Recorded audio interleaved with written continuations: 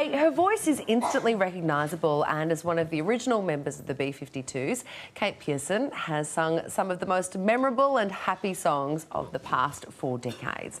In a moment, we'll chat with Kate about her new project, but first let's check out some of the catchiest tunes ever recorded.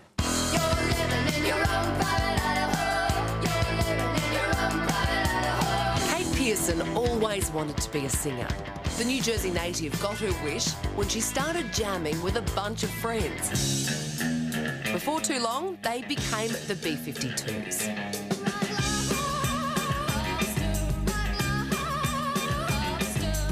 The band's quirky name came from the outrageous bouffant hairdo that would later become Pierson's signature look. The B-52's recorded hit after hit.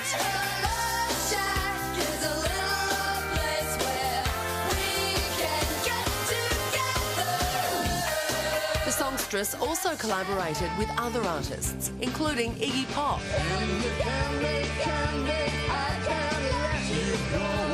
and R.E.M.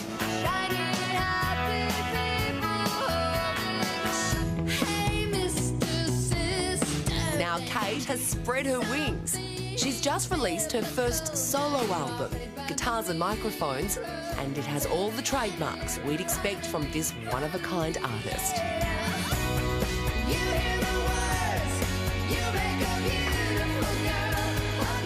And guess what? Kate Pierson joins us now live from our Los Angeles studio. Hi, welcome. Hello.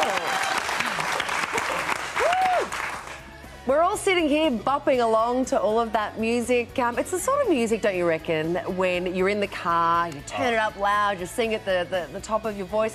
So is it true, Kate, that when you were a kid, you used to stick your head out of the window and sing at the top of your lungs?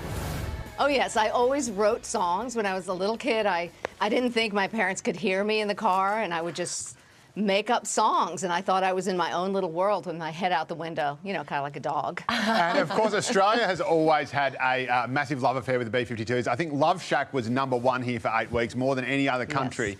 Yes. Is there a real Love Shack, and what really happens there? Well, the Love Shack is kind of an amalgam of different places. And when we lived in Athens, Georgia, I lived in a house that really was like the inspiration for the line, set way back in the middle of a field, just a funky old shack. I had a tenant's farmer shack. It was $15 a month, no running water, no heat. And it was beautiful. It had an outhouse with a view of a cow field, the best view, you know, and it was an amazing little place. So that's the real Love Shack. Wow, secret revealed. Yeah. And now, I guess, like Joe was saying, Australia's always loved the band, and so has the rest of the world, but there's a real joyfulness to the B-52's, and there always has been. I mean, was that the reality of working with those bandmates? Was it always upbeat and fun and a lot of joy to be around them?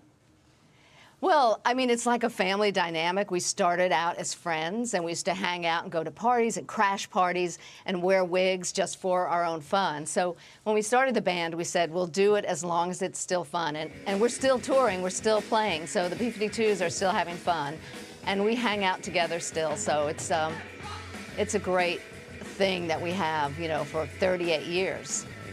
Oh, they're such fab songs, Kate. I mean, listening there now to Rock Lobster, I remember as a teenager, all of us like sort of doing the when it would slow down. Right. So it's such down. It's such a thrill to chat with you. You mentioned before about the look and how you and your friends had put on the wigs and look fabulous. How important was that kind of style to the band, do you think?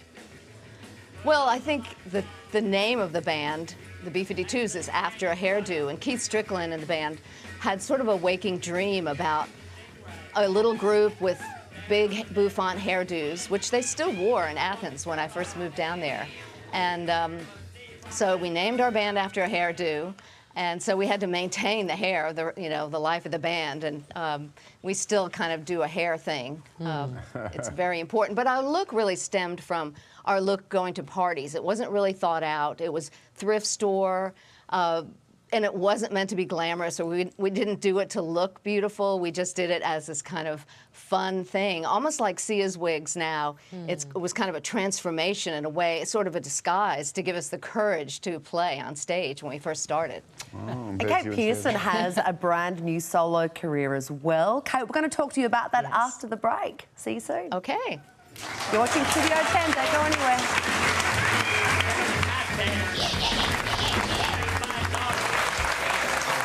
It is a very good Friday here at Studio 10. We've been lucky enough to be talking to Kate Pierson from the B-52's, all the way from Los Angeles. There she is.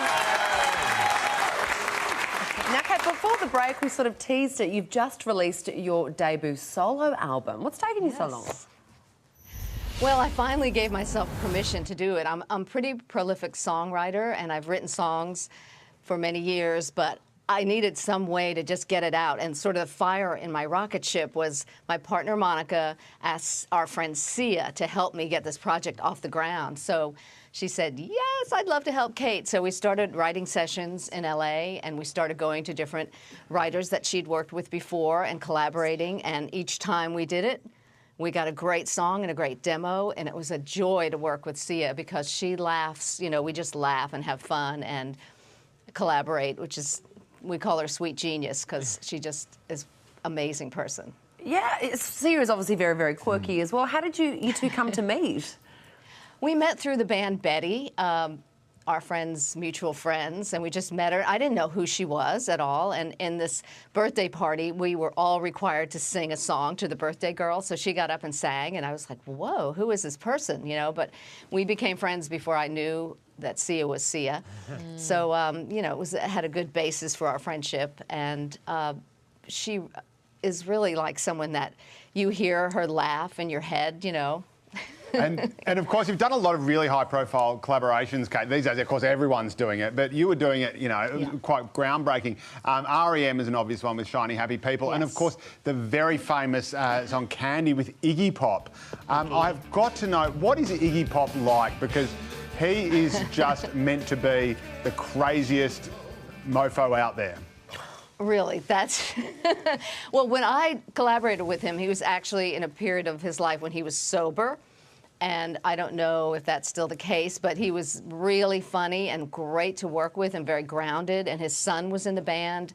And, you know, we appeared on Arsenio Hall together and performed the song live. So it was just a joy to work with him. He was very easygoing and gave me complete license to do my part in that song. Just said, do whatever harmony, do whatever you want. So it was a very freeing experience. And I bet too it's kind of freeing now that you've got your solo album and your kind of signature sound, it's all there. Do you think that means that's sort of the direction you're going to go now and no more B-52's, or will it always still be there? The B-52's are the mothership, and we just played in Florida at Universal Studios. We have some more shows, but it's very limited. We're not really touring much, so this gave me an opportunity to really work the solo record. I did a solo show at the City Winery in New York, and we plan to do a July run with my solo band. And I want to come to Australia. That's my goal. Oh, we want to have you. Please drop in on Studio 10 when you come out. We'd love to see you. Well, Kate Pierson, your new album is called Guitars and Microphones. It is out now. Thank you so much for taking the time to talk to us.